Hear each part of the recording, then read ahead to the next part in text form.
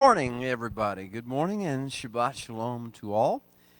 This is the Shabbat Tisa gathering of the Biblical Lifestyle Center in Texarkana, and we welcome all who will be joining us today, both here in the building and also throughout the world via the internet, via Facebook Live, and then later by YouTube.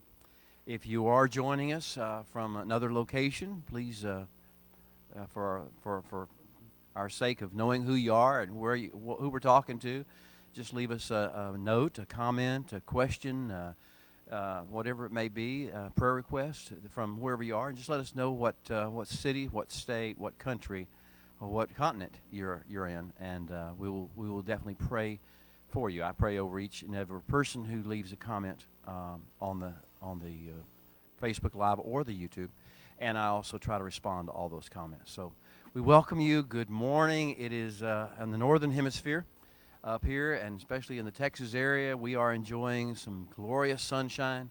The first spring flowers are actually beginning to bloom.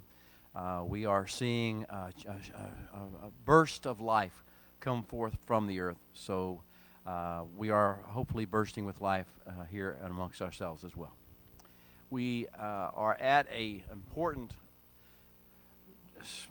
kicking off point or a stopping off point in our Torah studies. Everything in Torah is designed to be read chronologically, designed to be read in sequence and in context. If people try to pull certain words or phrases out of context and then interpret them or try to apply them without knowing the context, without seeking and putting them in their proper context, they'll be totally confused. People will read something out of the Mishpatim discourse, for instance, and they'll go off and say, well, that just doesn't make sense to me. I don't like that. Because they don't know the context. Everything in the Torah is about context. It's about phasing in, strategic phasing in of heavenly instruction for earthly life. And everything is based sequentially. It's based upon, you build upon things incrementally, and this idea of the Torah then means that you need to kind of know where you are and what's been happening, because everything is building to a great challenge at the end of Torah that we go through. Choose life, that you and your seed may live and that you may prosper in this process. That is where we're going to, but we have to go through the protocols, the processes, the rules of engagement to learn in context how to appropriate enough of the holy things, enough of the holy ways, enough of the Holy Spirit to be able to make that proper choice and be able to begin to implement it. So where are we now? Well, the Torah narrative puts us at Mount Sinai. We spend a year and a month or so here at Mount Sinai every year. We do this. We repeat it once a year. We come back through. In this process, we have one whole book, Leviticus, and we have half a book of Exodus and half a book or a part of a book of Numbers. And all that is are describing what takes place between the Creator of the universe and His people, His Am Segillah, especially treasured, chosen people, His kingdom of priests, His holy nation at the defining location, which is Mount Sinai. And then he gives us a pattern to reproduce Mount Sinai everywhere we go, and that's the tabernacle pattern. The three layers of the camp down below, the outer court. And then we have the layer of the sapphire throne, the Sefer throne at the midpoint. That's the middle part of the sanctuary where we have the table of showbread and the altar of incense and the menorah. And then we have the upper levels, which we're talking about at this stage, the Holy of Holies, the Kadosh Kadoshim. This is the pattern of a relationship with the Creator of the universe that we process daily, sometimes twice a day, should be twice a day, through this pattern where we go into the tabernacle in a spiritual sense, process through its protocols, and wind up in direct communication and revelation stream with the Creator. So welcome to this part of the journey. This grand journey of the Torah brings us to a very important section. And the basic issue we're going to deal with this week, which is critical to everything else we'll ever read, he's been leading us up to this point, bringing us up to this point gently, gingerly, yet with intentionality. He knows where this is going. He knows what's going to happen next, and he knows what he's going to do about it. He knows how we're going to react to it. He knows how men are going to respond to what's about to take place, and he knows how he is going to navigate us through that disaster zone. Well, what were we talking about? We are about to become a people who has been forgiven much, whose testimony is not just that we were delivered from bondage to other people and from the oppression foisted upon us by the world and the cruel indignities that we've suffered at the hands of other fellow men. He is about to shift our testimony to where the biggest part of our testimony is we have been forgiven ourselves. We have sinned greatly. We have trespassed. We have rebelled. We have done all things in contravention to his plan, his ways, and his will, and he has forgiven us. And you know the old statement that Yeshua said, he who has been forgiven much loves much. And the alternative of that is also true. If you do not know and comprehend and embrace the fact that you have been forgiven much, you are incapable of loving much. You read things like, love the Holy One, your God, with all your heart, with all your soul, with all your strength. And you intellectually think you can do that. But only thing that allows you to do that is to know how deeply you have been changed by the forgiveness of God for some horrendous, unforgivable offense. And you read things like, love your neighbor. Love your neighbor as you yourself are loved, or as it's read in the King James, as you love as yourself. And you read that and you think, well, I can do that. And until you have been forgiven much and know and embrace the fact that you have been forgiven much, you really can't even fathom what it means to love someone else, to love another. Only when you have been forgiven much, and as a result, you naturally want to forgive other people, can you then love other people the way you yourself have been loved. And so this is a critical juncture. The critical juncture of where we are we capable of understanding how prone to trespass and sin we are? Yes, you. Yes, me. Yes, saved, blood-bought, redeemed, Holy Ghost-filled, all the things you want to describe, Torah-observant people. Yes, we are depraved, and yes, we are subject to all sorts of temptations, tests, seductions, and yes, it is going to remain. It is not going to go away. But yes, here the Holy One knows that. He knows what he got into when he called us. He knows what he's going to do about it, and he is going to forgive us. Can we understand the depth of our own failures and weaknesses and the level at which forgiveness has overcome those things for us and put us back on the course of business? And then can we extend that forgiveness and that mercy and that kindness to others? Or will we react like men react? Men overreact, human beings overreact to other people's mistakes. Human beings get self-righteous and judgmental. Human beings immediately are repulsed, revulsed, insulted, outraged by other people's mistakes, by other people's sin, by other people's rebellion. That's because they forgot what it means to be forgiven. They forgot the power of forgiveness in their life. Therefore, to choose their own sense of right, wrong, moral and immoral, fair and unfair, just and unjust, and they choose to impose these pseudo-intellectual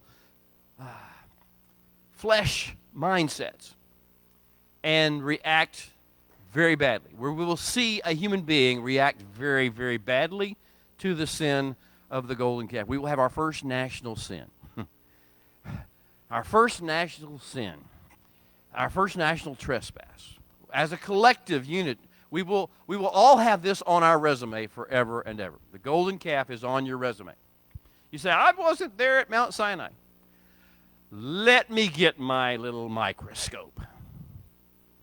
Let me look into your religion.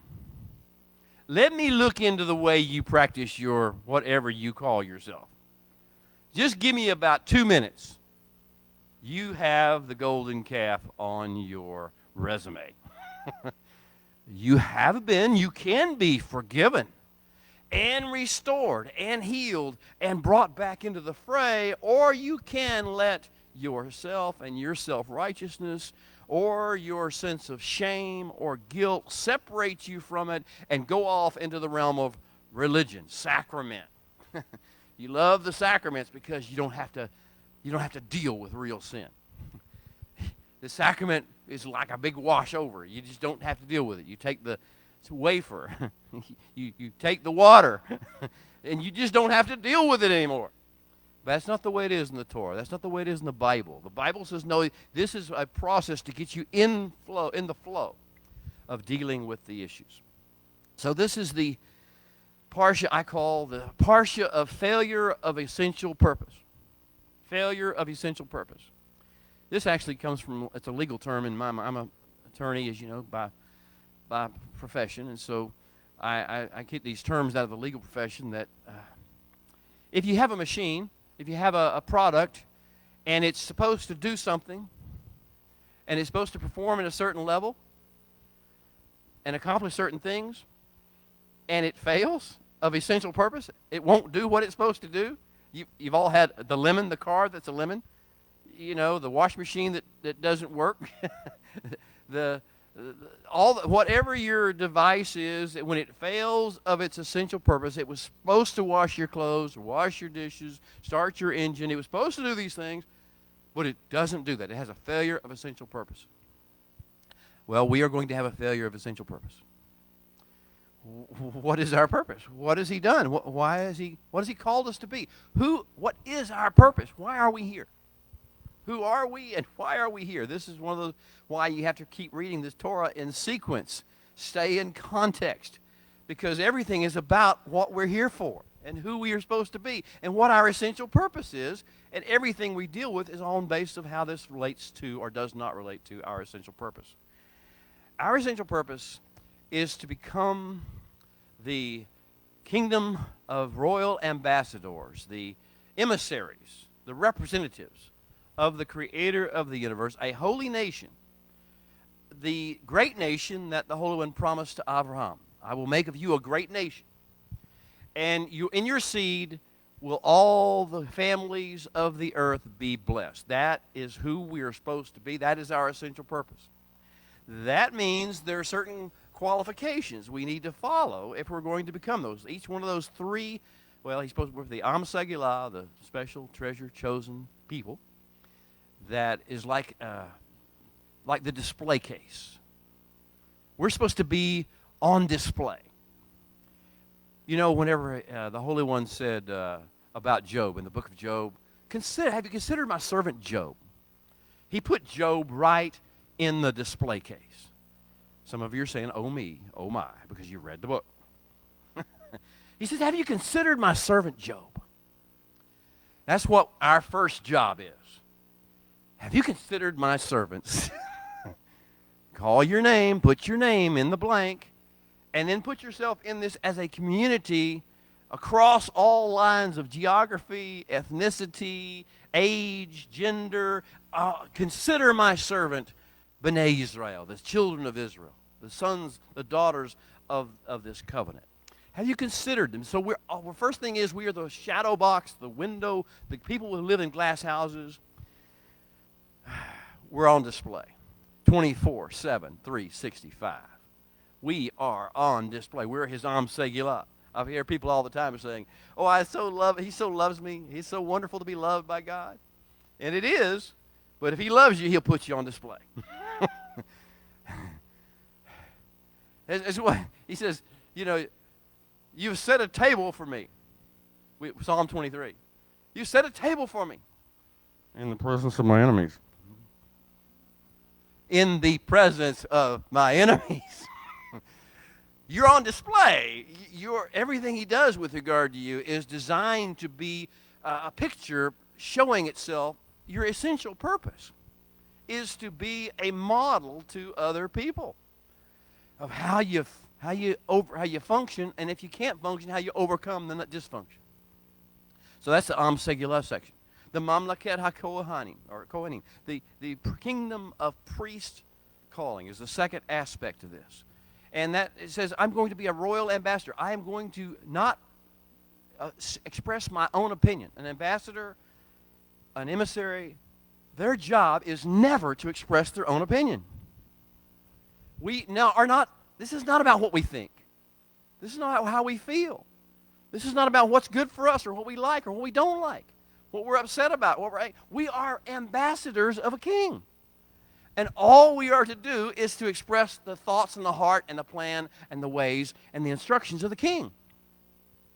Now that is, everybody says, I want to be his priest. I want to be the priest of God. Yeah, okay. You want to know what priest means? It means a representative that reflects the will of the one who sent you. Not your own beliefs, not your own sense of right and wrong, not your own sense of morality, not your own sense of good and evil. What the king says. How the king views everything through his grand redemptive plan, that is who we become. Well, that's your second facet. And the third facet is you'll be the Goy Kadosh, the holy nation. You want to know what our essential purpose is? We are the Am Segula that's on display all the time. We are the Mamlaket HaKohanim, which is the ambassadors which state the will of the Holy One and project and model the will of the Holy One in all situations. And third, we are the Goy Kadosh. We are a polar force of holiness energy that draws people like a magnet or repels them like a magnet, depending on their polarity. So we become this Goy Kadosh.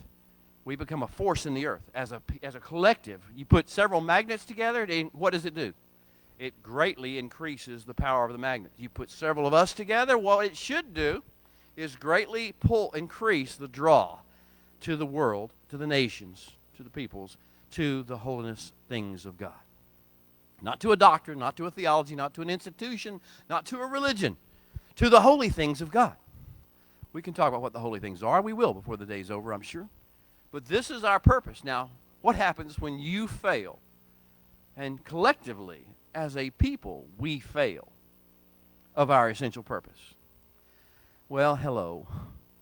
This is the status in which we find ourselves today. Greatly, by and large, I would say to you that we are in the midst of a great failure of essential purpose. I wish it were not so, but it is. And the reason the world is in the state it is in is not because of the beast or the Antichrist or the oppressors or the elites. The reason the world is in the state it is in is because we have had a failure of essential purpose. Now, I'm not saying everybody's cooperating with that. The world does what the world does. The beast will do what the beast does. The Antichrist will do what the Antichrist is. The problem is we're supposed to be the antidote. We're the counteractive agent that is supposed to be the opposite, the counterculture to that process. And that is where we have been failing of our essential purpose. It doesn't matter what ethnicity, what geography, what gender. It doesn't matter what religion you're in. If we are sons and daughters of the King, what we have seen is collectively we have failed of our essential purpose. The good news is that's not the end of the story. The good news is that the Holy One knew this was going to happen all along. The good news is that the Creator of the universe causes all things to work together for good, even the failure of our essential purpose, which He knew was going to take place before He ever called us, before He ever joined us one to one another, before He ever set us in our strategic positions throughout the world, in every culture and counterculture and subculture in the world, before He knew we would fail of this essential purpose, and He knew what He was going to do about it. And He knew that the key would be, can we receive forgiveness? Can we embrace it? Can we understand our need to be forgiven? Can we understand our need to be forgiven is no less than the need of every human being to be forgiven. This is Paul's whole writing, right? All have sinned and come short of the glory. Why do you think it's only those people you don't like? All have sinned and come short of the glory. We are all alike, bound under this scenario. There's not one group better than another. This is the human condition. So when we learn to receive forgiveness, we need to understand that everybody else needs to receive forgiveness too. And that's the key to the redemptive plan. Judgment is not the key to the redemptive plan. Calling out evil is not the key to the redemptive plan. Calling out fraud and deception and manipulation is not the key to the redemptive plan. The key to the redemptive plan is implementing forgiveness and projecting the forgiveness we receive. Well, that's where we kind of find ourselves today. Failure of essential purpose. What am I talking about? The golden calf? Yes, the golden calf. Now, there are certain sin scenarios that are all on your resume. I mentioned that the fact that the golden calf sin is on your resume right now. Some of us, probably all of us, to some degree, are still right now having a golden calf episode at some level. We have called things holy that are not holy. We have called things God which are not God. We have skewed viewpoints of our purpose and our calling.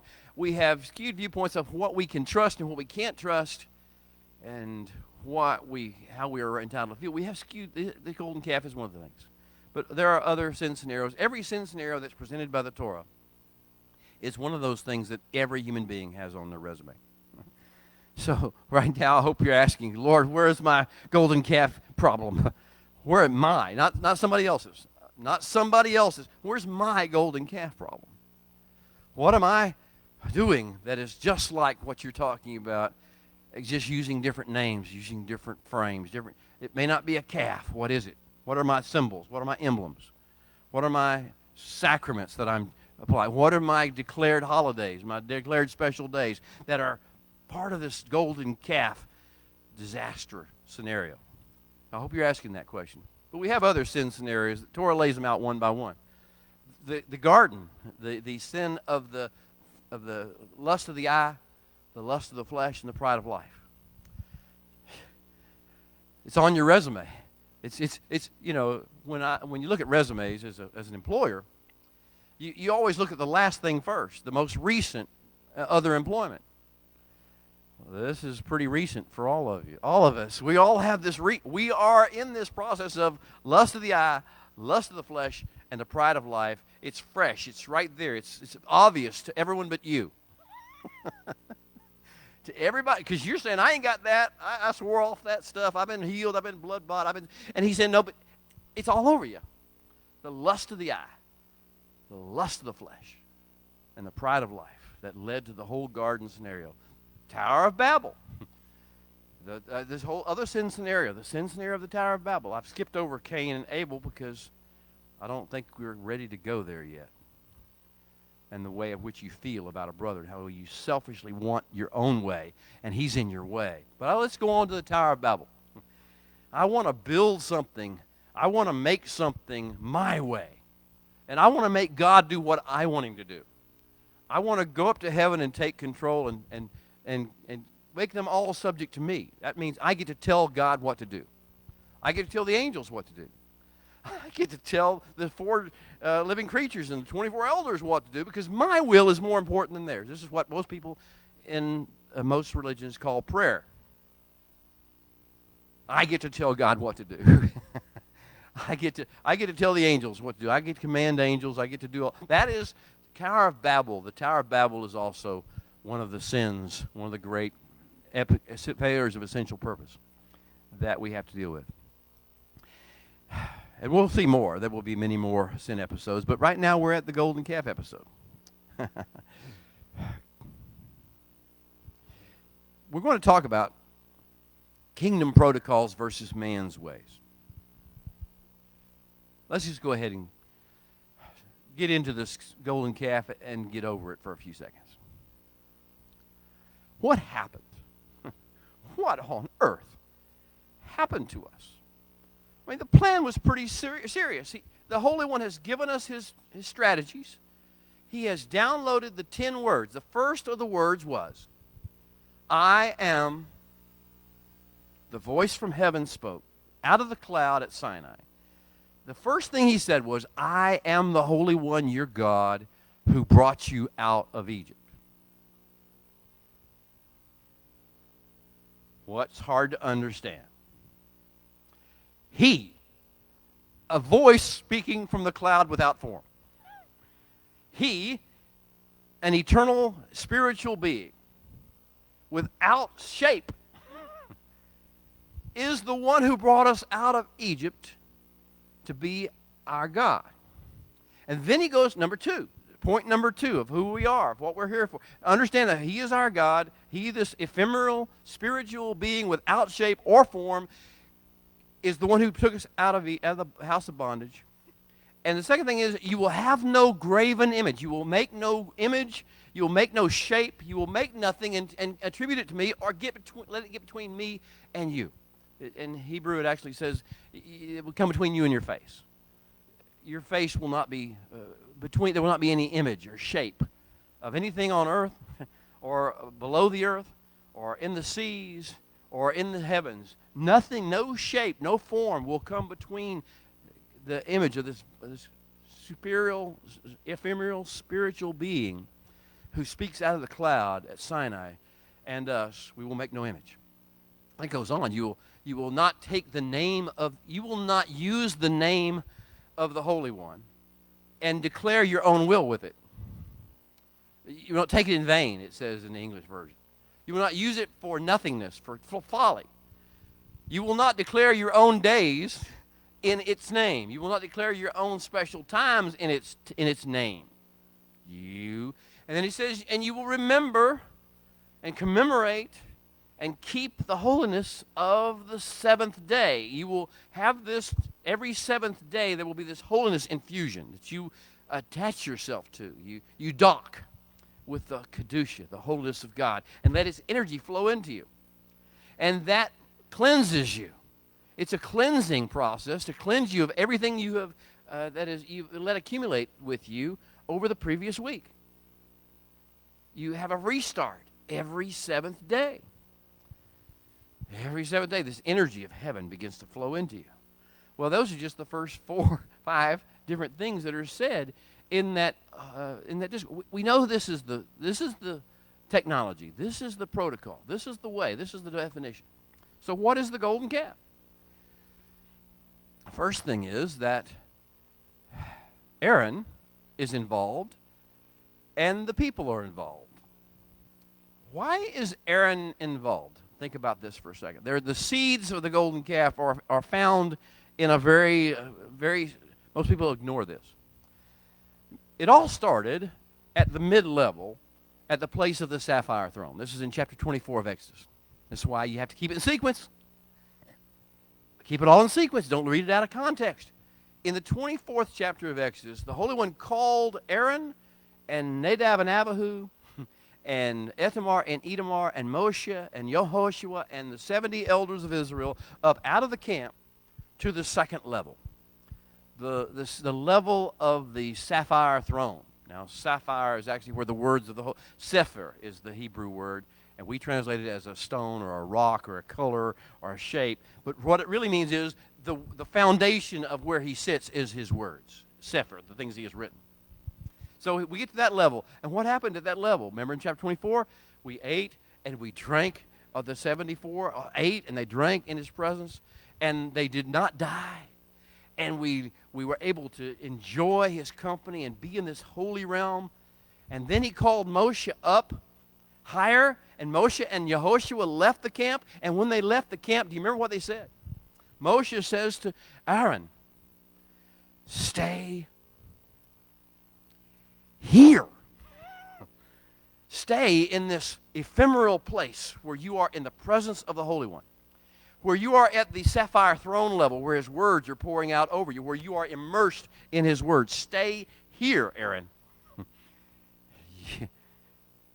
And Moshe goes up, and goes higher. Yehoshua leaves him at a certain stage, stops, and Moshe goes forward, and 40 days and 40 nights up in the holy realm.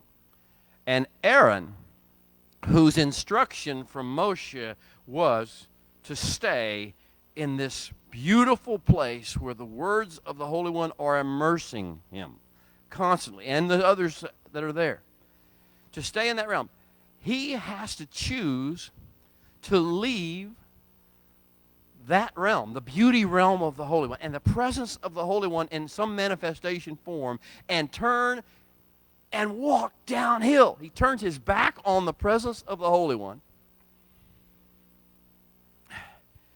and he goes back to the camp. Now, there was a purpose for which the Holy One wanted him to be on the higher levels, because he knew what was about to happen, and he really didn't want Aaron to be part of it. But Aaron did anyway. As soon as Moshe apparently was out of sight, Aaron turned, and he, for whatever his justifications, whatever his reasons were, whatever his purposes were, he turned and he went down the hill, went back down to the camp. And once he got down there, he was the dude in charge. There's a sense of being sort of the most spiritual person in the room. This is part of the calf sin, is thinking you're the most spiritual person in the room.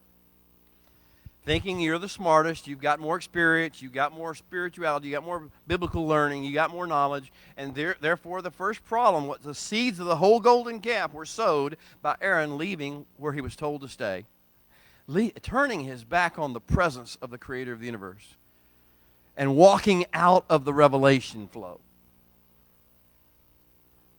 I'm hoping you're feeling what I'm feeling. I want to cry for Aaron. I want to cry for myself. I want to cry for you. How many times we have done this exact thing. We have been seduced or enticed or just wanted to get engaged and show everybody how smart we were down on the bottom. And so we have walked out of the Holy One's presence way too soon and left the revelation flow thinking we had all we needed. And we walked away without waiting for his instruction to go and be sent. So Aaron's down there at the bottom of the hill, and the people come to him and they say this strange thing. Make for us Elohim. Make for us gods. Make for us that will go before us. Because as to this Moshe guy that brought us out of Egypt, this Moshe guy that brought us out of Egypt, we what not? We don't know what happened to you. We don't even know what happened to him. So what did they just say? First of all, they gathered together without being called. They chose when they wanted to meet. They chose when they wanted. This is a totally self-directed activity. And the Holy One knew this was going to happen. That we want to meet. We want to socialize. We want to do things whenever the Holy One's saying, you really need to have an understanding that you're going to respond to me, not do these things on your own. But they come, and then they say, make for us gods. Because this Moshe, who brought us out of Egypt, does any of these the words that are being used, hit you any strange way?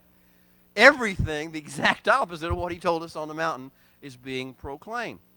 He said, the ephemeral spiritual voice, without shape or form, had spoken. Says, I am the Holy One, your God, who brought you out of the house of bondage.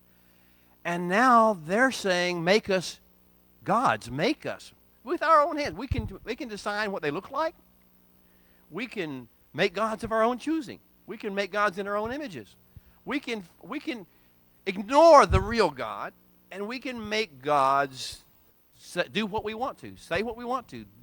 We control. We're back to the Tower of Babel in a sense. We can tell God what to do, because you can tell a golden calf, you can pretend it's anything. You can pretend you know what it's talking about. You can look at it. Well, there's so many possibilities there. You should know. And then the other thing is make shape. Make a shape that'll go before us. Don't make any images. Do not put any image between your eyes and our faces Do not let any image of anything on earth or anything under the earth or anything in the waters or anything in the heavens become your focus. Don't let it even get into your lifestyle. And, of course, that's what we do. And then they say, he's been gone. He's tarried too long. Moshe tarried too long. Remember what our instructions were about the Shabbat, the seventh-day Sabbath. This is pretty critical. Because if you don't learn how to absorb the energy of the seventh-day Sabbath and the cleansing power of it, how it takes away all your fears, your anxieties, your animosities, your offenses, your anger, your woundedness, your lust, your materialism, all that negativity of human energy down here, but we have had 40 days. How many Sabbaths is that? 5 Sabbaths going on 6, right? 5 times we should have had a cleansing. 5 times we should have had an empowerment to attach ourselves to the holiness. Remember the Sabbath and keep its holiness? And rest on the Sabbath and be blessed. This is the blessing over it. All these things were supposed to happen to us every 7 days. And what happened? I can assure you, we weren't seeing much of that happening down there on the base of the mountain. And so we have an unsanctified, unsabbathed group demanding that a shape or a form be put into place and declaring that that shape or form is actually the one who brought us out of Egypt, and that before that, Moshe was the one who brought us out of Egypt, all totally ignoring the fact of who the Holy One was. Now, how do you see the problem with the golden calf? We haven't even got to what we did with it yet. That's just the fact that we even had it, that somebody even wanted it one. Now, I've said this is on your resume, and in your resume is you and every other human being that you know who ever had a religious or a spiritual thought in their mind has tried to make God over in your own image, has tried to reduce it to a symbol or a sacrament. I caution you, be careful about even things that are sanctified by most religions, the shapes. Be real careful what you're doing with that, because you'll hear it all the time, and I won't go into specifics of it. I'll let you think it through yourself. The Holy One's trying to talk to you today. Don't let me be reduced to a shape. Don't let me be reduced to any form, including those that your religion says are precious. Okay. Don't remake them, and don't keep them being broadcast out there and suggest that somehow they're related to me when they're really just shapes or forms. Now, the other issue is, what do we attribute to him? He's the one who brought us out of the house of bondage. Why are we wanting to get ourselves right back in the house of bondage? A different house of bondage. Well, that's what we're doing. Well, so Aaron hears this. Our brother has just been up in the heavenlies, right? He's been in this place, the place of the sapphire throne, the place of the immersion in the words and the revelation stream of the Holy One. And it should seem a little bit unharmonious. That was the best way. Not particularly, cacophonous is the word I'm trying to use, but it's not a familiar word. It means it's not harmonious at all. It's totally like screeching on a blackboard. These words should be like fingernails on a blackboard to Aaron. Whoa, wait a minute. Hold on here. Hold on here. Everything you just said was so bad, messed up, I need to unpack it one thing at a time. But Aaron says, then give me your gold. If there's a single accusation levied against institutionalized religion in our world today, it is this statement. Well, then give me your gold. And then trying to justify it through Malachi 3 or through some aspect of the tithe or some aspect, and trying to manipulate you to think that it's really about you giving the gold. Well, give me your gold. And so they go and they pull the gold earrings off of their ears, their dirty ears. They've been walking the desert, living in not a whole lot of hygiene, not a whole lot of cleanliness. And they pull these dirty gold things out of their ears and out of their noses and off of their wrists, and they take them and they present them to Aaron. Oh, the dirty things, the common profane things that we attribute to godliness. And so Aaron takes them and he melts them down, and he makes a mold in the shape of a golden calf, and he pours the molten gold into the shape of the golden calf. And strangely enough, I know this is shocking to you, that what comes out is a golden calf mold.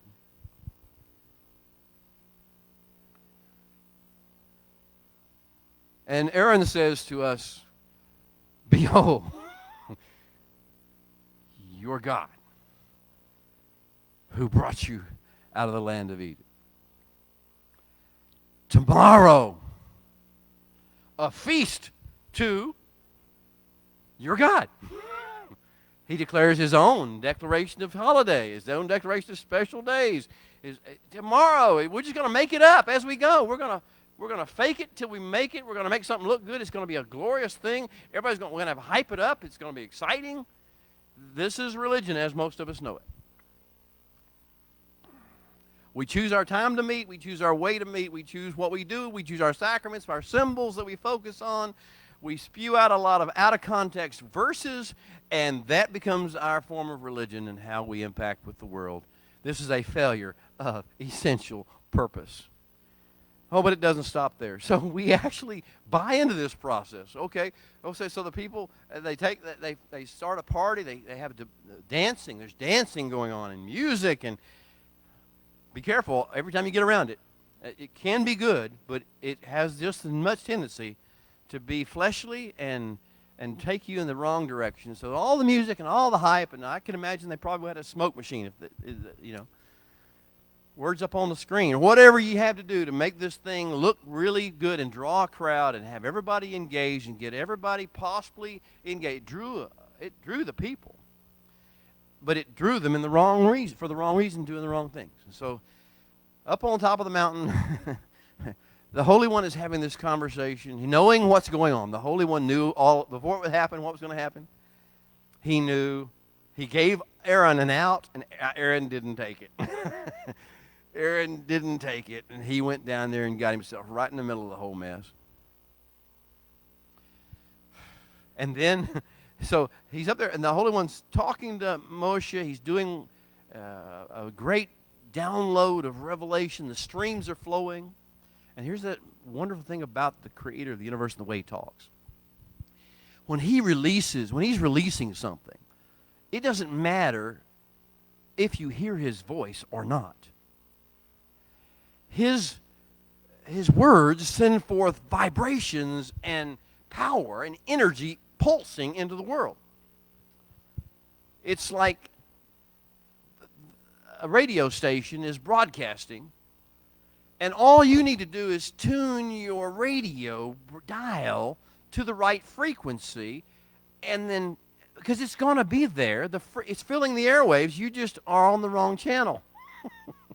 So this process, so these words, this energy is being said. So what is He talking about? First thing He says, He's talking to Moshe. While all this is going on downstairs, down at the bottom of the mountain, He says to Moshe, I want you to lift up the heads of Bnei Israel. Ki Tisa et rosh Bnei Israel. Lift up the heads. In English, you're going to read strange things. I mean, our English translation is the best they knew how in the King James world. Take a census. That's not what that means in Hebrew. It means lift up the heads. Lift up the heads of Bnei Israel. Focus them up here. Focus them up here. Get them out of this downstairs nonsense they're doing. Focus them up here. Lift up the heads of Bnei Israel. And then he says to give a teruma, which is a half shekel of silver. It's not because he's short of money. He's not taking up an offering because he's broke. He wants it to be an investment in the higher things, in the higher realms, to actually reproduce on earth the imagery He's showing us in heaven. Make the Mishkan, make the temple, tabernacle.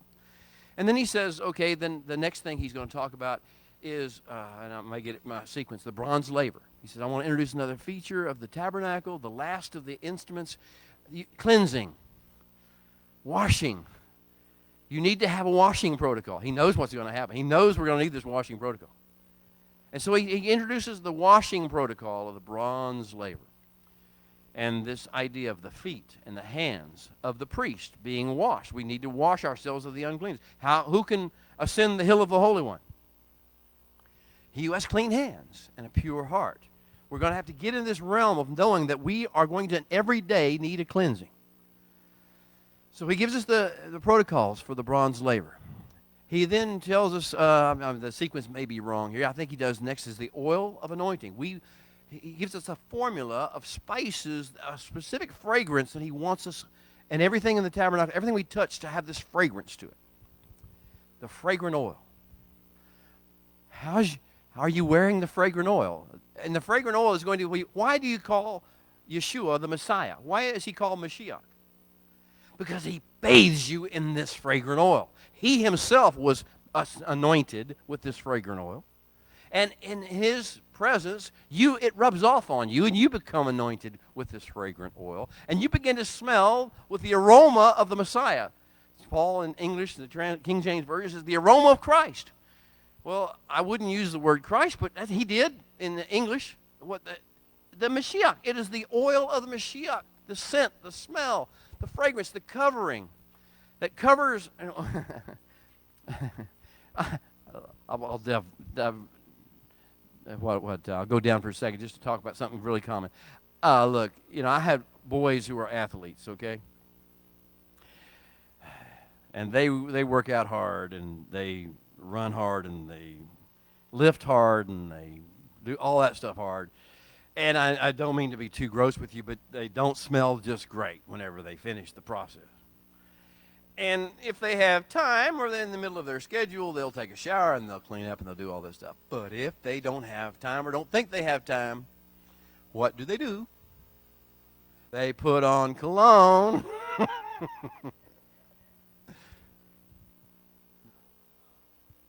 Mostly just cologne. They pour. Anybody know what Axe is? Okay. And they hope that their cologne is strong enough, has enough odor and scent to it that it overcomes all the sweat and the grime and the secretions and the garbage that has come out of them during their hardest work times.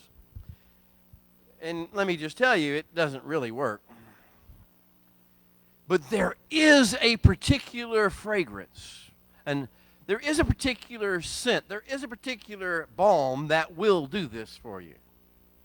And it is the oil of anointing, the fragrance of Mashiach.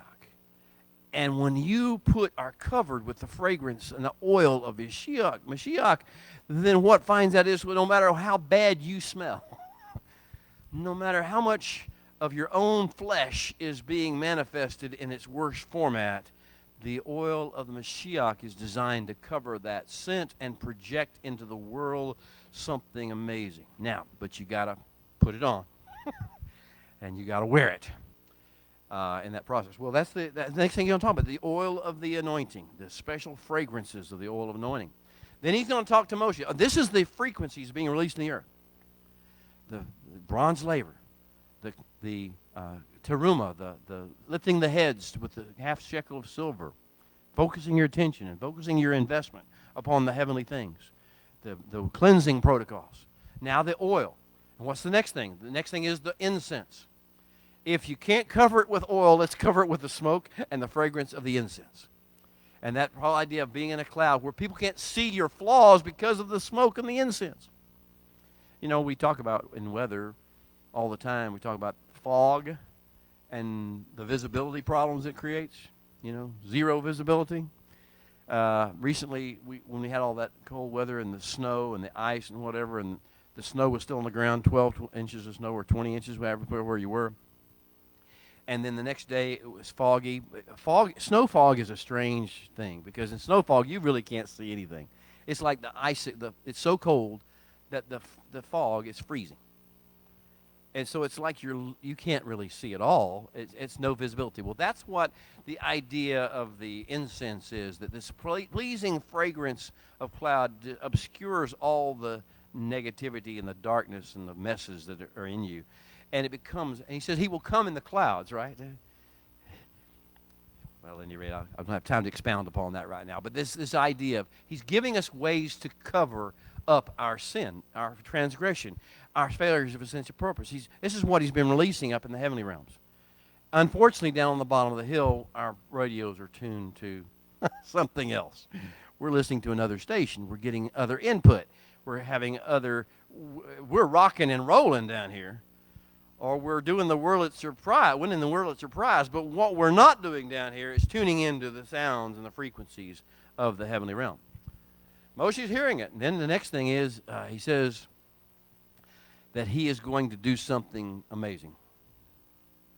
I hope you really understand the sequence of events. He says, as this golden calf mess is happening, he's promising something in the heavenly realm. He says, I will fill two of you as prototypes with my own life force. You read it in English, it says, I will fill with my spirit, the spirit of wisdom and understanding.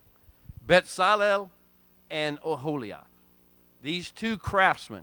And it goes forward and tells you there's four components, the four main functions of this spirit. I will fill you with my spirit. This is in, the Old Testament. This is Sinai. This is the covenant. The covenant is he will fill us with this, and in so doing, he will give us power to do things we can't do. Betzalel and Oholiab were not chosen because they were great craftsmen. They were great craftsmen because they were filled with the Ruach HaKodesh, with the very life force of the Holy One, who is the creator of all things, who can create all things. They were not qualified by their craftsmanship. They were qualified by their calling and by the infilling. And this is the pattern, the protocol. He says, I will fill you with my Holy Spirit. I will fill you with my own life force. You will not have to do this on your own. You will not be a group of people who obeys a bunch of laws. What you will be receptacles of my own identity, my own presence, my own personality, my own wisdom, my own creativity, my own energy. You are called to be those receptacles, and I will do this showing you the example through Betzalel and Oholiab. If you understand the way the sequence of things is unlaid, you won't be at all shocked by what happens in Acts 2. You won't be shocked by the prophecy of Joel 2. None of these things become a shock to you because he prophesied it. He told you all along. This was what his plan has been. He knows he can't rely upon us to ever obey him. He knows that. He's known it all along. He knew it before he called us. What he does know is if we will just consent to surrender and be receptacles of his Holy Spirit, his own life force will bring forth the things that he called forth. His own life force will do the Torah. His own life force will fulfill the plan. Will keep up with the redemptive plans of God. This is what happens, and his words will then direct that spirit of life, that life force, in doing so. Well, that's what's going on, and then the final thing was remember the Sabbath. Remember the last thing, that the last part of the Mishkan discourse, this great discourse of the heavenly realm, the beauty realm, describing the beauty realm, it says, but remember the Sabbath. And do no melacha, do no creative work. Stop what you're doing as far as creative work and let the holiness of the Sabbath become your portion. Draw the energy, draw the cleansing power, draw all the energy of the Sabbath. And he said, this is to be for your children and your children's children forever. This is a covenant forever. And this is a sign of your covenant. This is like the wedding ring that you will wear that proves that you are my children, my people. This is how you will keep that life force that I put in you. And you'll keep the oil that covers the scent of the smell of the stench of your sin. You will keep the cloud, stay in this realm of cloud of low visibility to the rest of the world, even though you're in the table, that your table is set in the presence of your enemies, and you're on display. This cloud will cover you as long as, very important, you remember the Sabbath and can draw the energy of the Kedusha, the energy of his holiness off of the Sabbath. This is what he was saying to Moshe. This is what was being released upon the earth. And the frequencies were out there, but we weren't getting it. We weren't tuned in. Are we still? Are we listening? Where's your radio tuned? Are you angry about politics? Are you angry about pseudoscience? Are you angry about fake medicine, fake news? Are you angry about the Antichrist? Are you angry about the beast kingdom? Are you angry about one political side versus the other political side? Are you angry about injustice being done in the world? Are you fixated on that? What channel are you tuned to? I don't mean which network. I mean which source. Because you see, you have the choice of the source of the earthly things, the mundane things, the profane things, the common things, or the divine, the holy things, which is focused always upon redemption and restoration. So we are usually, most of us find ourselves tuned into K-F-A-I-L, K-fail. K-failure of essential purpose. As long as we obsess over this other stuff down here, we do not fulfill the essential purpose for which we were called. And we convince ourselves the world needs to hear our opinion. The world needs to hear what we say. The world needs to hear us express our outrage at all the things that are going on.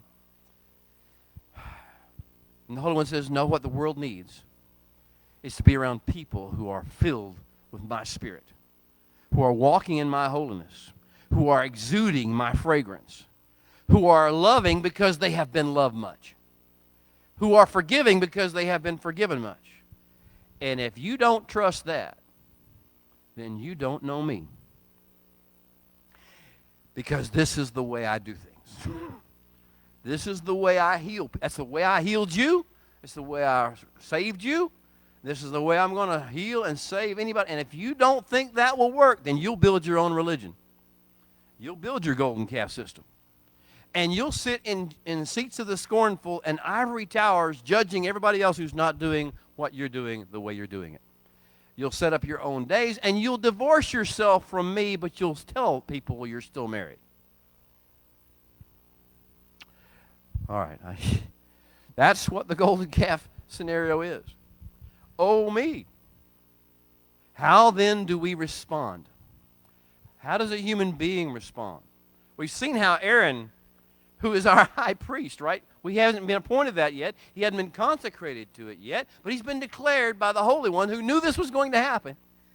The very dude who was at the center, at the epicenter of this whole mess, is going to become our high priest.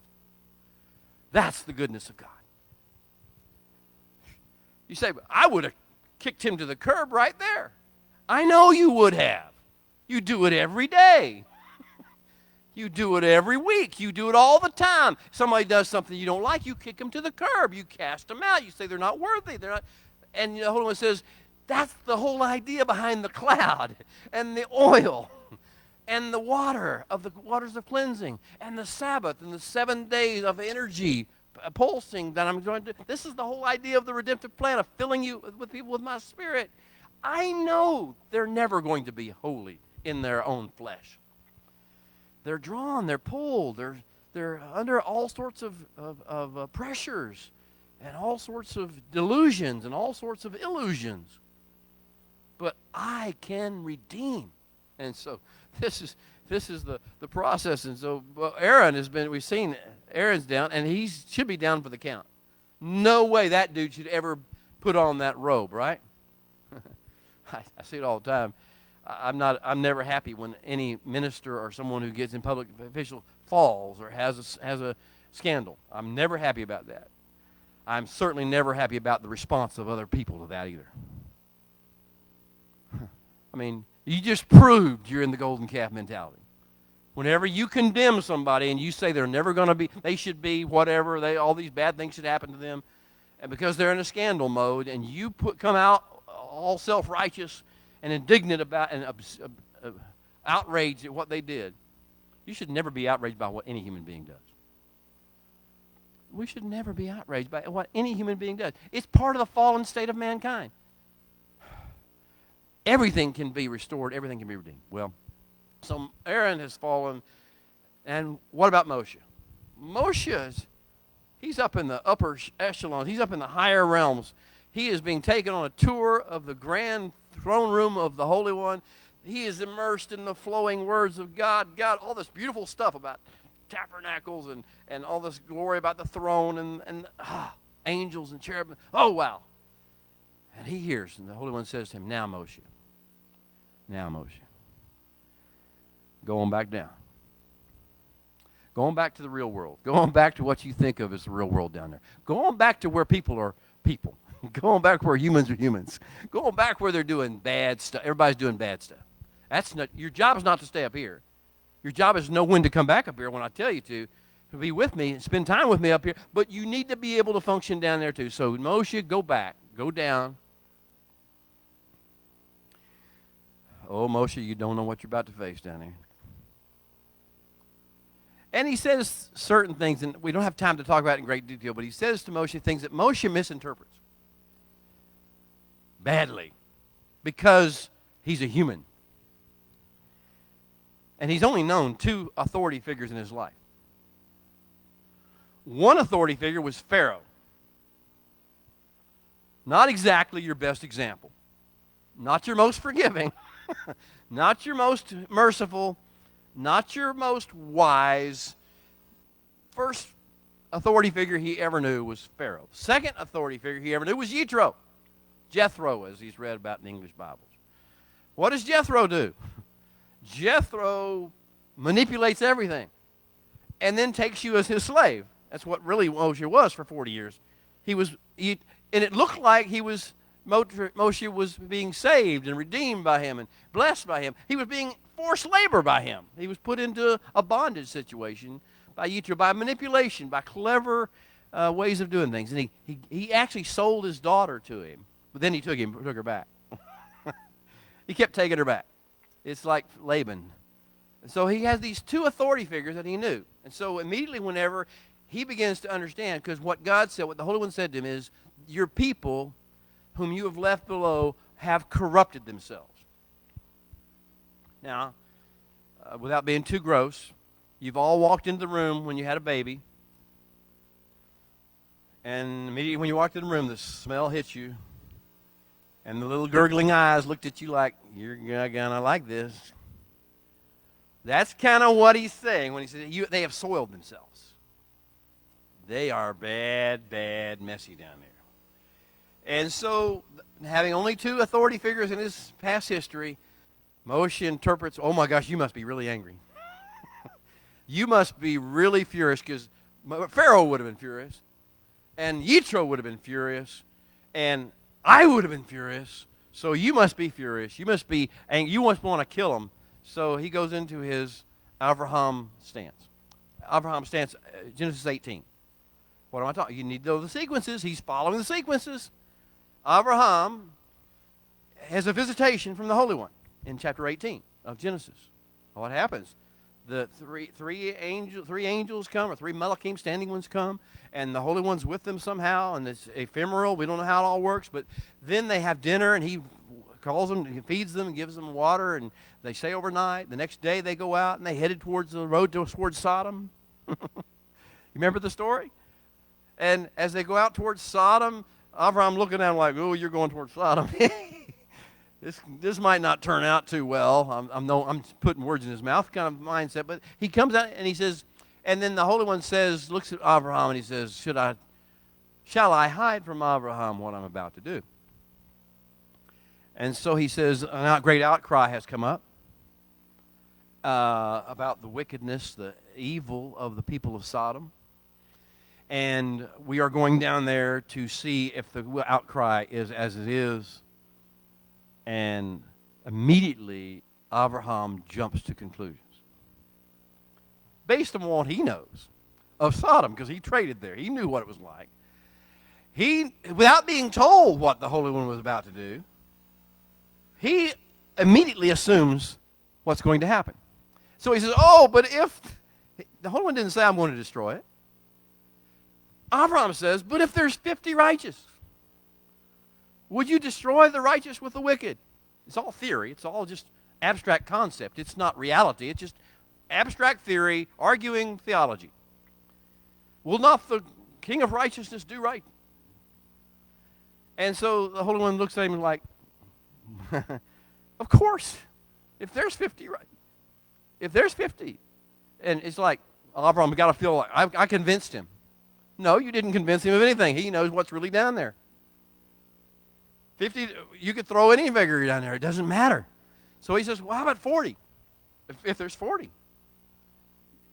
And Abraham said, well, I'm negotiating this. I'm interceding on behalf of these people because you're so evil, so vile and vengeance, and I'm gonna try to keep you from doing all that bad stuff. So 30, 20, 10, and the Holy One's, sure, dude.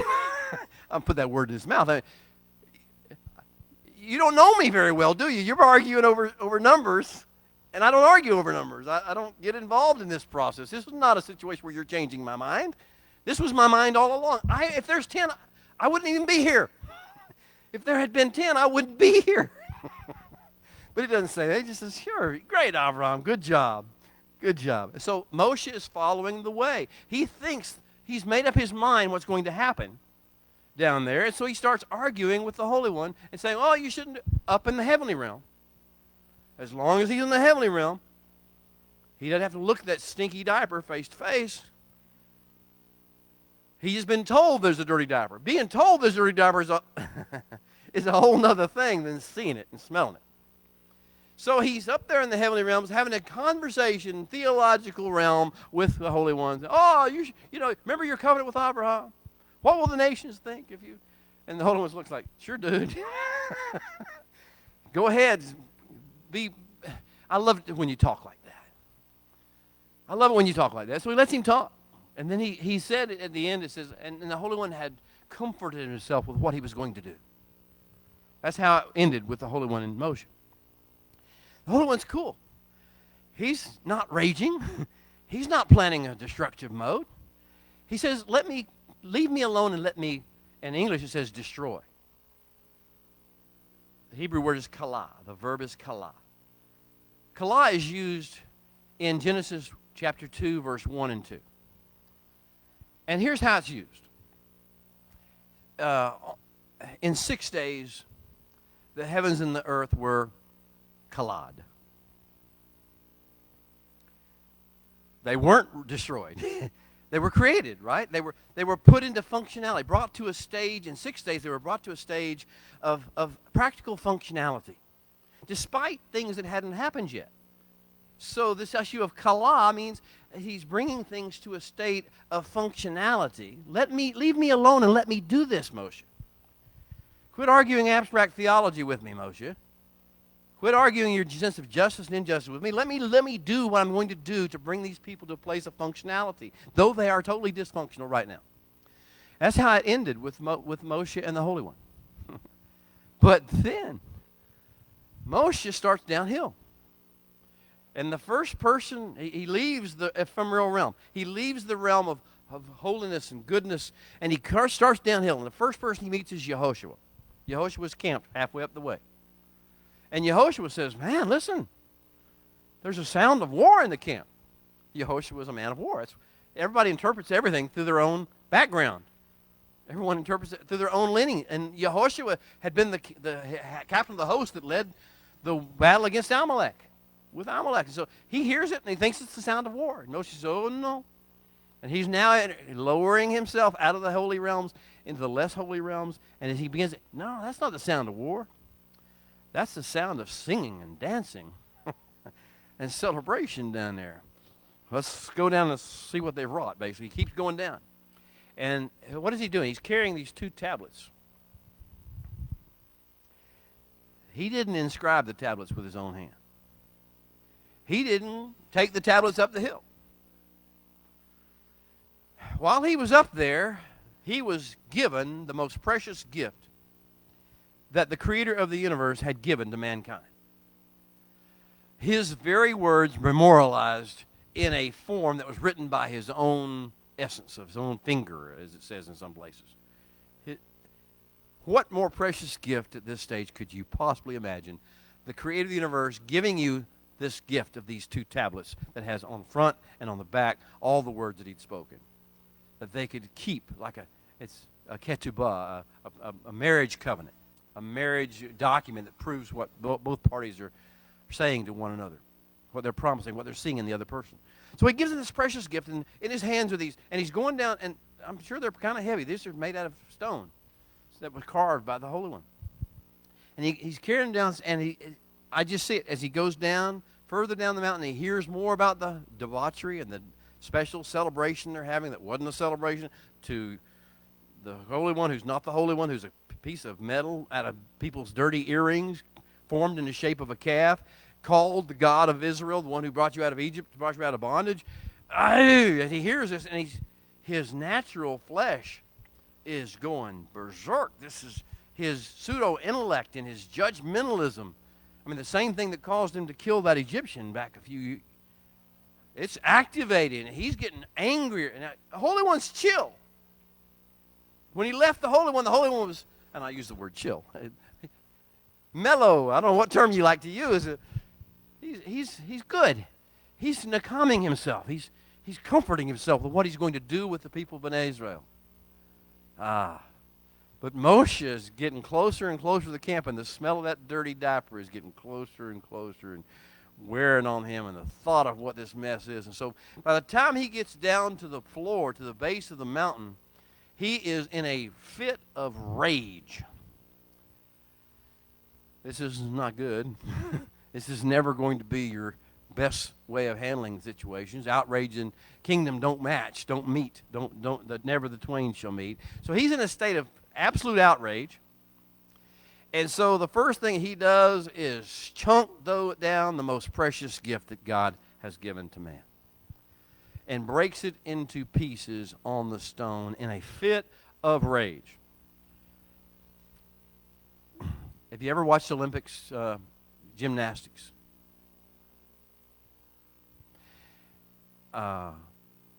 Balance beam, vault, high jump, high bars, parallel bars. I mean, I don't care what event you're talking about, the floor dancing or whatever they do these days.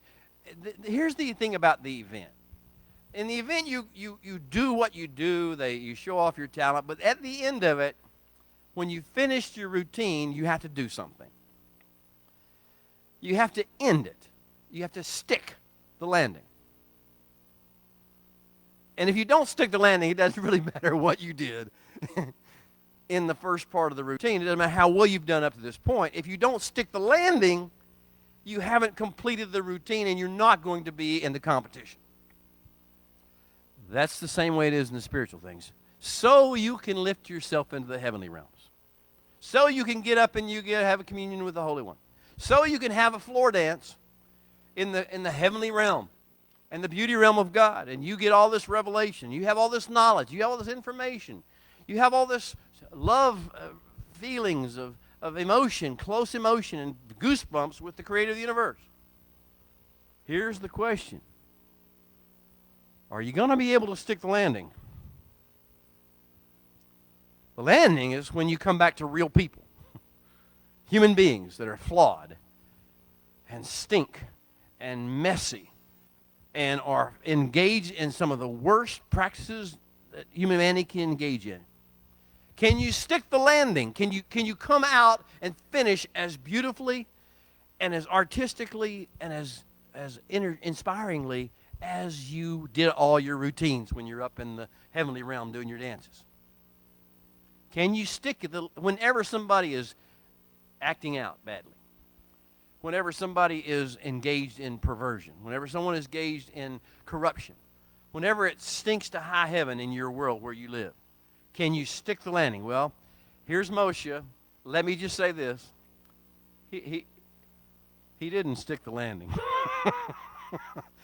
As bad as you can mess up a landing, our brother, our prophet, our leader of the nation, he really messed this landing up really badly.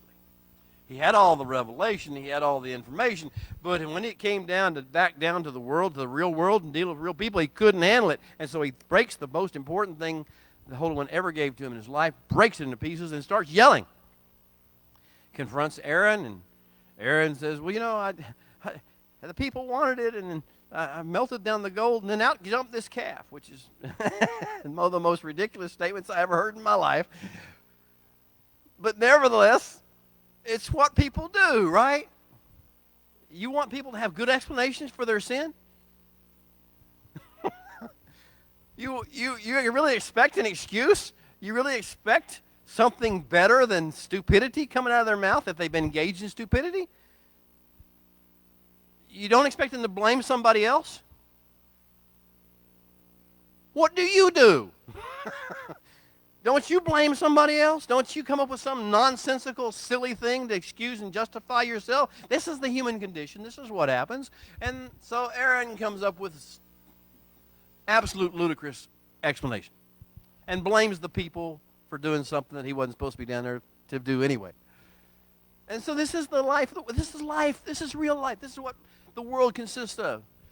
And the politics and the news and all that kind of stuff try to tell you you're supposed to be like Moshe, in a rage all the time about this. And they kind of expect you, if you're of the religious form, to start throwing verses at them. It's like throwing down the tablets, man. You take it out of context, you justify it, you act like you're somehow more holy than they are. So you're gonna fling verses at them? And you just didn't stick the landing. You just messed up the landing here process because well, anyway. So Moshe doesn't stick the landing, and then he goes even further. He says, now all those who are on the side, the Holy One never said this. Look at the text really close. This is one of the things you learn after reading the Torah. You learn to listen. Where does it say the Holy One said this? And where does it not say the Holy One said this? Well, this is one of those places where it didn't say the Holy One said this. And Moshe says, if you're on the side of the Holy One, the Lord, this is like Aaron said, it's the same thing. Then gird your sword on your thigh and go forth throughout the camp, slaying and striking every man his brother and every man his neighbor. Now, I hope you're thinking about that for a second. I'm not going to ask you to do this, to put your swords back. But just in this room right here, if I told you to go throughout the room, each one of you, if you're all Levites, each one of you go through the room and every man kill his brother. Now, most of you don't have brothers in here. Or his neighbor, which includes every one of you. Then it's going to be a free-for-all, right? This is going to be, MMA, what do they call that sport, wherever till the last man stands, till the last man's dead. You just keep, this is Moshe says, pull your sword, kill every man his neighbor, every man his brother. It doesn't say, kill the ones who were responsible for the golden calf. He just, have a free-for-all, go kill people. And so you look up, where did the Holy One say to do that? Well, not there, nowhere. This was Moshe acting in rage. This was not sticking the landing. And so the Levites say, you said to do it, I'll do it. 3,000 people. I don't know why they stopped.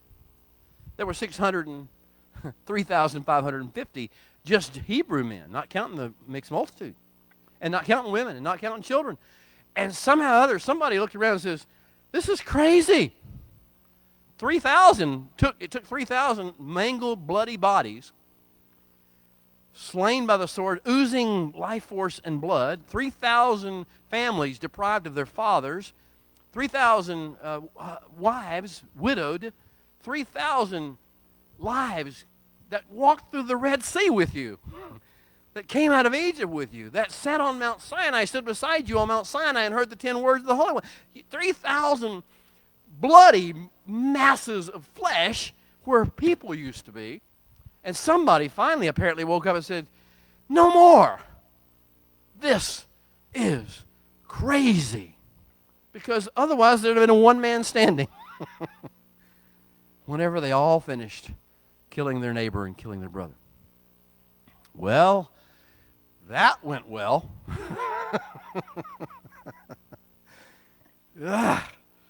And so the nation has had its first national sin. And our leaders were right in the thick in the middle of it. That's the way it always works, folks. What are we going to do about that? How are we going to handle such a mess? This is on our resume forever.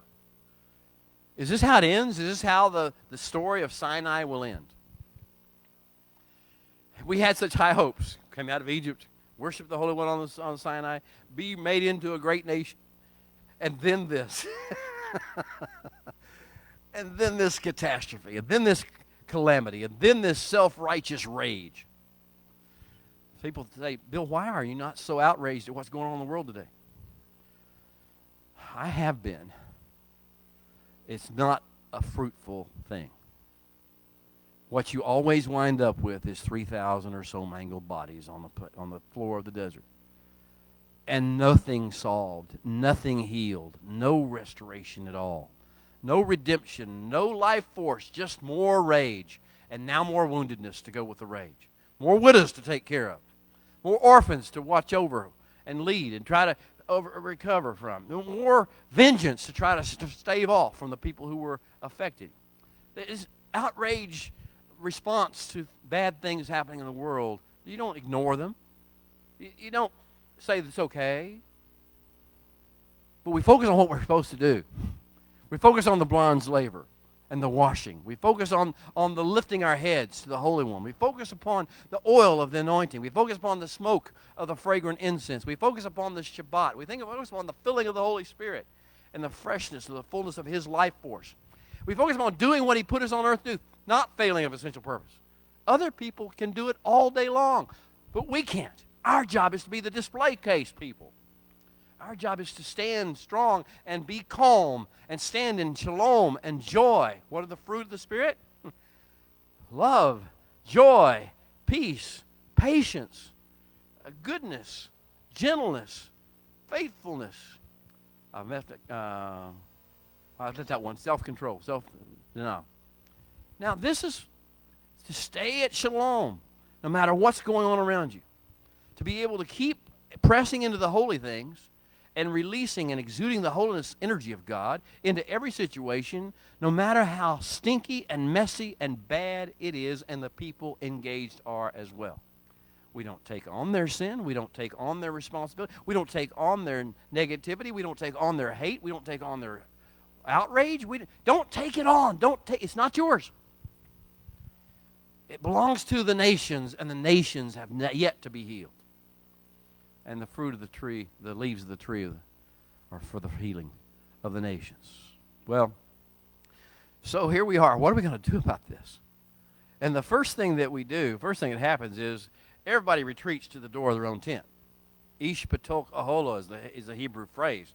Every man at the entrance to his tent. It's like, we gotta heal. You just withdraw. That's first response, right? When you see a great national sin, you see a great catastrophe, bad things happening, you realize it's all on you. You can blame Moses all you want. You can blame Aaron all you want. You can blame the people, theoretically, in quotes, all you want. But it's all on you because you were not who you were called to be. You were not doing what you were called to do. So we all go to sort of sulk or hide or recoup or lick our wounds, whatever we got to do. Every man at the entrance of his own tent. And then, slowly but surely, the Holy One does what He knew He was going to do all along. Moshe won't even go up the hill anymore. I know it doesn't.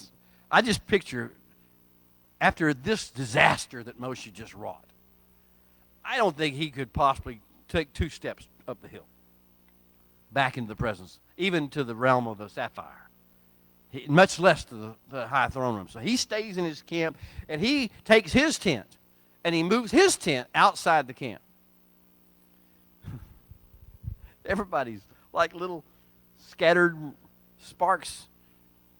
And so Moshe's out there, and then something strange happens.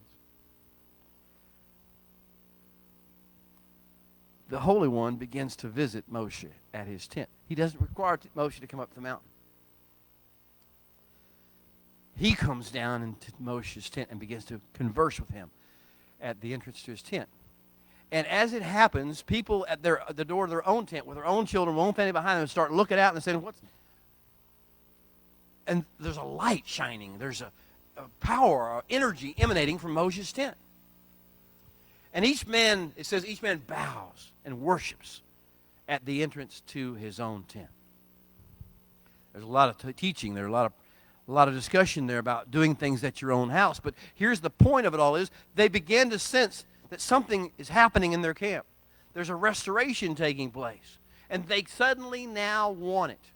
And one by one they would go out to Moshe's tent and stand around, get closer and closer and closer to where the Holy One.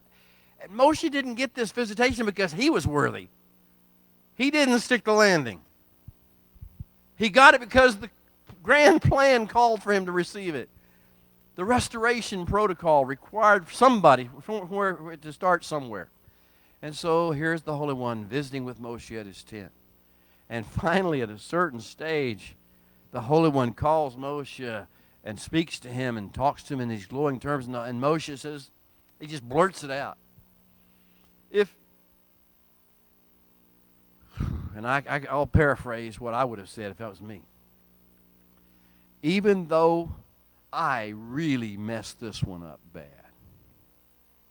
even though I don't deserve for you to even let me live and have another breath upon the face of the earth, even though I am probably the worst leader that ever existed and did not do what you told me to do, did not, even if you still find any fragment of favor, if I find any fragment of favor in your eyes, if you haven't completely written me off completely ever, if you still see any possibility that I can be redeemed, if I have found favor in your sight, then what? Then teach me your ways. I don't know them. I know a lot of theology. I know a lot of stuff. I've heard you speak. I obviously don't know your ways. I thought you were going to kill us all. I thought you said you were going to raise up a nation from my loins, and I was going to be the daddy of this whole nation. I interpreted all these things in light of my own words and my own thoughts, and then I went down and totally messed it up where everybody else was going to die besides me. Like, if I have any favor, then please teach me your ways.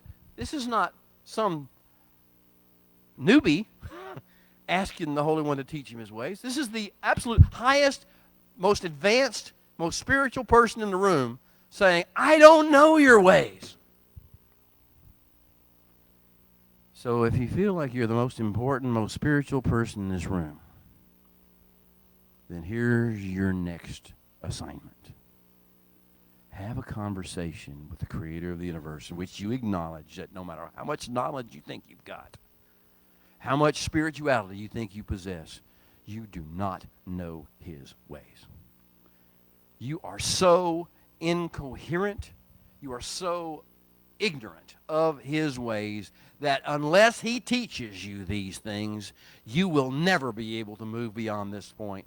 Get out of that tent where you're hiding amongst yourself. So He says, if I found favor in your sight, at least a little bit, you still think there's a possibility for me, then teach me your ways. And He says, and you know what? If you are not going to go with us, if your presence, if your manifest presence does not go with us, then let us just stay here. I don't want to form a religion, a denomination, a church or a synagogue. I don't want to form a form of something that follows my own dictates, my own ideas of what God's like and who He is and what's right and what's wrong and what's moral and immoral, what's worship and what's not worship in spirit and truth. I don't want to do that. If you're not going to be right at the center of everything from this point forward, if everything is not going to revolve around you, come from you, flow out of you, then I don't want any part of it. I can't handle any more of this garbage. that men call religion. It's profane, and I disgust myself thinking about it. So he says, if you're not going to, your manifest presence is not going to be the key to everything from this point forward. Don't let us go up from here. Just let us stay here at the desert and die, whatever. And then the third thing, he says, and now, show me your glory. I beseech you. It's not enough to know stuff about you. It's not enough to have all the right beliefs. It's not enough for me to know some of the things you've taught about how to interact with situations. If you don't show me your glory, if you don't show me the heaviness and the weight of who you are, the majesty, the beauty of who you are, then I don't know where we're going from this. And so the Holy One says to him, I think he says something like, or thinks to himself maybe, something like this. Well put. That's better. That's better. Now that we're at a place where we're talking, I want to take you somewhere, Moshe.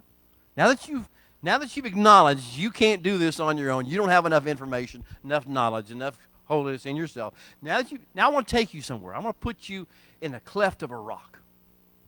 I'm going to pick you up, and I'm going to cause, I can't even think about it without smiling. I'm going to cause all my goodness to pass before you.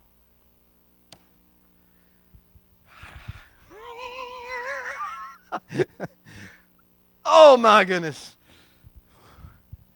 I'm going to put you in the cleft of the rock. I'm going to put my hand over you like a shadow, and I'm going to cause all my goodness to pass before you.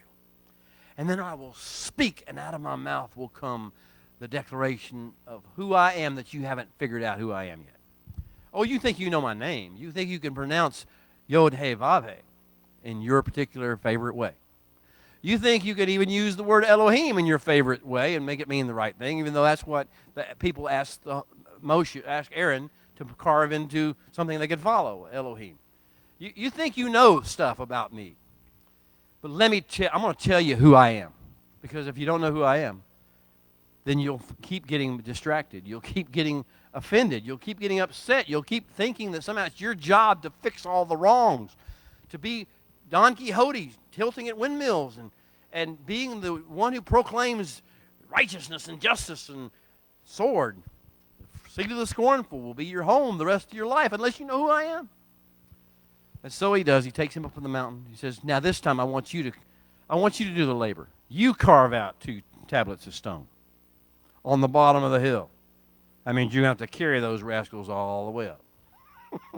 And you come see me up on top of the hill after you sweated yourself a little bit. You broke them. You fix them. You bring them back up there and say, I'll write on them all the words that I gave you on the front and the back again. He says, now come up here. And he puts him in the cleft of the rock, and he covers him with his hand, and he passes by, and he proclaims, wow. Let's read it together. Chapter 34 of Exodus. Could we stand with me?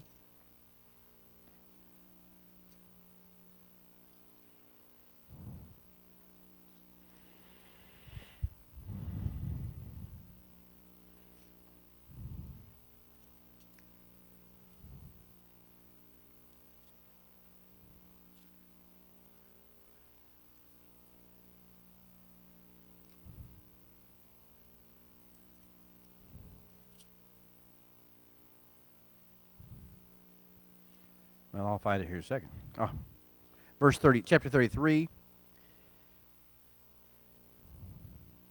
Hold on.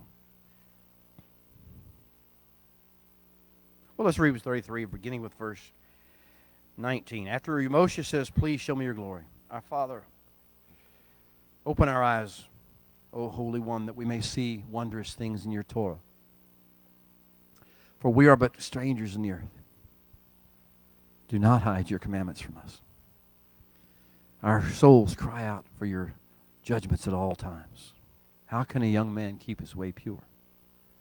By living according to his word. Verse 19, And then he, the Holy One, said, I will make all my goodness pass before you, and I will proclaim the name of Yod-Heh-Vav-Heh before you. And I will be gracious to whom I will be gracious, and I will have compassion on whom I will have compassion.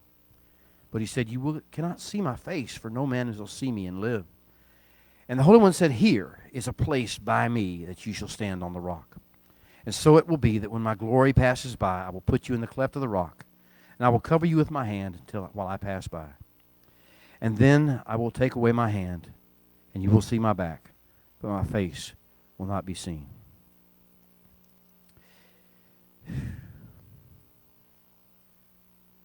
And then in verse 5, so the Holy One descended in the cloud, and he stood with him, being Moshe there, and he proclaimed the name of Yod-Heh-Vav-Heh. And the Holy One passed before him, and he proclaimed Yod-Heh-Vav-Heh, the Holy One, God, Elohim, merciful, merciful and gracious, long-suffering or patient, abounding in goodness and truth, keeping mercy for thousands, forgiving iniquity and transgression and rebellion, by no means forgetting the guilty, but visiting the fathers and upon the children's children to the third and the fourth. And so Moshe made haste and bowed his head toward the earth, and he worshipped. And then he said, if now I have found favor in your sight, O Holy One, let my Lord, I pray, go among us, even though we are a stiff-necked people, and pardon our iniquity and our sin, and take us as your inheritance. Amen. Now, you know what happens now? You may be seated. He makes a few promises. He tells him what he's going to do, and then he says, then Moshe goes back down the hill. And this time, when Moshe comes back down the hill, he's not full of rage. Same people, guilty of the same sin, same resume, same fallen nature of the people down there, same bad attitudes, lack of understanding, lack of following the ways of God. Same people, but this time he goes down with a different attitude. This time, as a matter of fact, he goes down and his face is shining and radiating the light, emanating the light of the presence of the Holy One. This time he goes down there full of the midot in Hebrew, the attributes, the characteristics of the Holy One. What does he say he was? Merciful. Merciful. Forgiving of sin and iniquity and even rebellion. Faithful. Full of goodness. This is forgiving. Faithful to the covenant. Though willing to keep visiting those who have sinned against you. Generation after generation. I thought English would make you think he's going to try to visit you and punish you and condemn you. And that's not what, this is just the way in which people interpret this language. What he's saying is, I'm going to keep visiting, I'm going to keep inspecting to see if there's a seed left. Or how we're doing on recovering, redeeming that sin pattern that's in these people's lives. How we're doing, is the resume been cleansed? Has the resume been perfected? Is the oil flowing? Is the smoke covering there? Is the Spirit filling? Are the things of redemption being restored in the third and the fourth generation, even though it didn't happen maybe in the first? Well, this is what I call, finally, sticking the landing. Finally, sticking the landing. No outrage. No loss of shalom. No loss of joy. A sense of redemption being the whole focus. Of restoration. Of healing. Of yet though there is a great sin, there is a greater forgiveness. Though there is a great rebellion, there is a greater mercy. Though there is a horrendous failure of essential purpose in my people as well as in humanity, there is yet a vision for a redemption of mankind, bloodline by bloodline and family by family, and of restoration of creation to its Edenic state of beauty and fruitfulness and shalom and harmonious interaction. Why is there such a hope? Not because there's a bunch of holy human beings down there, or intelligent or religious or pious human beings down there who know justice and righteousness, because I will never allow this situation to end in this way.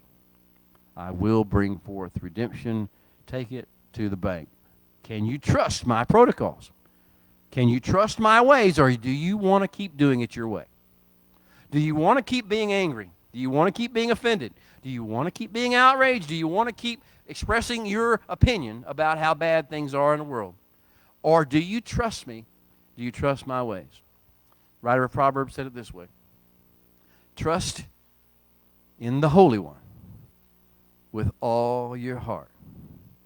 And the second part of that is, lean not on your own understanding.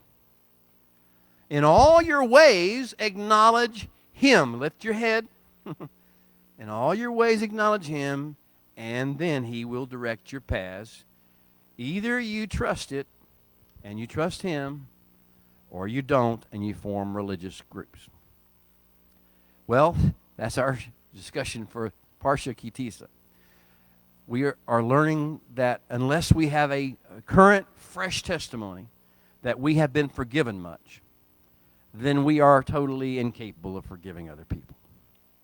Unless we have a fresh testimony that we have been loved much by the Creator of the universe, then we cannot love our brother, we cannot love ourselves, we cannot love our family, we cannot love our spouses.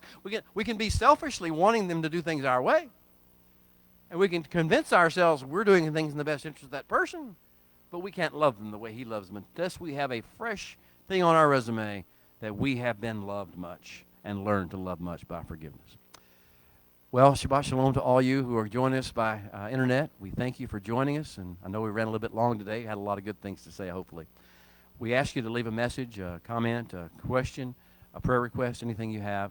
We just bless all the nations that have come to join us, the states of this country, the cities of this nation, Canada, Mexico, the Philippines, Malaysia, Indonesia, South Africa, Israel, Spain, all the nations I think of that people in Mexico, I think I mentioned that. Thank you for all joining us. We bless you. You're part of our family. We love you. Amen.